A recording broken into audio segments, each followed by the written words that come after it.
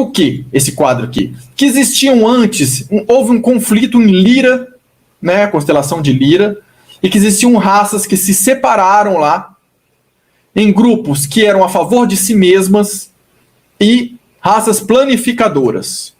Né? Estamos falando, na verdade, a gente acha que Lira é uma coisa lá fora, mas estamos falando de outras terras, no sistema terra dos vizinhos. Então, em outro lugar de outras terras no nosso sistema terra, outros continentes, várias raças entraram em conflito, por um conflito de interesses. Algumas eram manipuladoras e funcionavam em sistemas piramidais, outras eram pacificadoras e planificadoras e trabalhavam em parceria umas com as outras. Entende? Então, um grupo trabalhava em complementariedade, o outro, né, em sistemas piramidais de poder.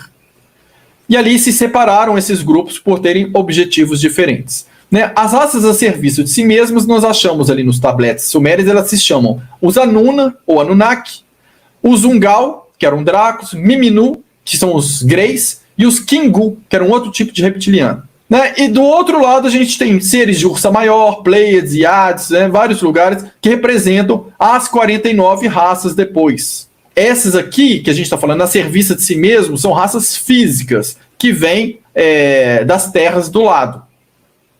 Essas outras aqui, algumas evoluíram e se tornaram dimensionais, outras já eram dimensionais, não eram físicas. Então a gente tem essas estatuetas aqui, olha gente, representando aqui os Anunnaki, ó. Mais umas imagens aqui para vocês verem. Aí passou muito tempo, né, que eles chegaram e houve um conflito, houve uma guerra para ver quem colonizava a Terra. Né, os Anunnaki atravessaram, eles saíram de fora, não sabemos de onde exatamente eles vieram, e foram para o Quinto Anel. Quando eles chegaram no Quinto Anel, ou Quinta Realidade, nessas terras ao lado, eles descobriram que eles não conseguiam romper as barreiras que separavam os anéis, mas que o Nibiru, ele andava dentro do sistema Terra e conseguia atravessar essas barreiras. Então eles saíram do Quinto Anel quando o Nibiru estava sobre eles, foram para Nibiru e ficaram ali esperando o Nibiru atravessar os anéis todos até chegarem na Terra.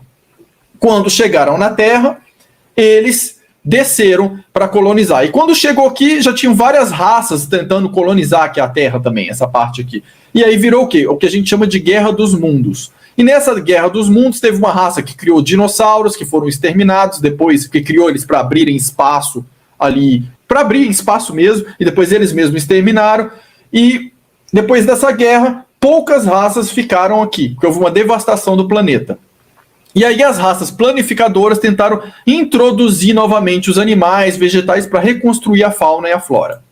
Aí olha só, aqui eu coloquei alguns textos da Bíblia de Jerusalém, que é uma versão mais antiga da Bíblia, né, com menos alterações, com as tabletes de argila para vocês verem que o que eu estou falando que é próximo é parecido mesmo. Vamos lá, tablete de argila está falando o quê?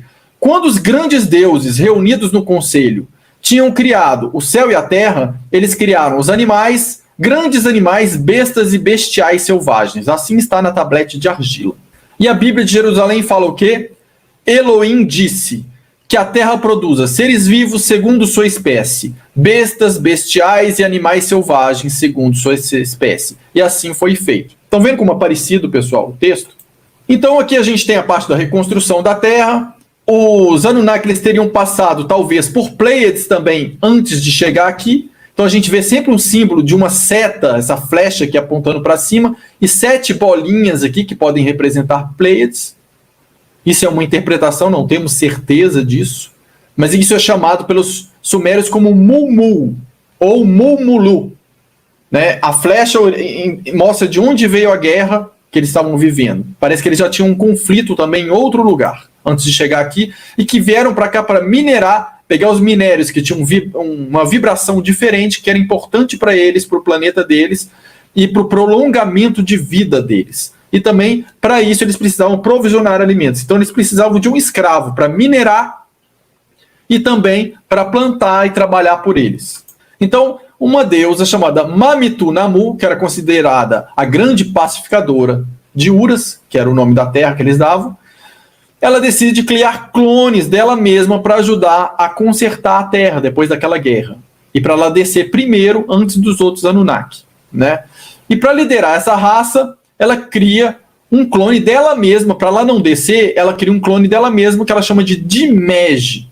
Essa Dimége era uma deusa Elohim. Deusa Elohim, que significa que ela era também a árvore do conhecimento. Ela foi a primeira rainha Anunnaki a reinar na Terra. Ela reinou sobre o povo de Abzu, considerado buraco na Terra, ou terras baixas, com muitos rios e águas doces. Nós identificamos isso quando se chama a bacia do rio Amazonas. A Dimége, gente, é considerada a Lilith.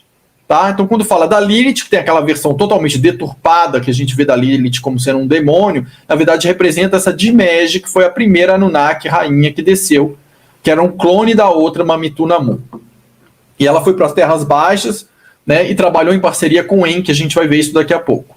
Aqui as representações desses deuses sumérios. O Enki é muito representado dessa maneira aqui, como se fosse vestir uma roupinha de peixe.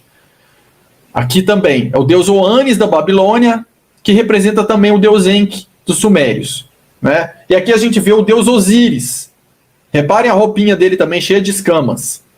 Estamos falando da mesma pessoa, gente, ou do mesmo grupo de pessoas.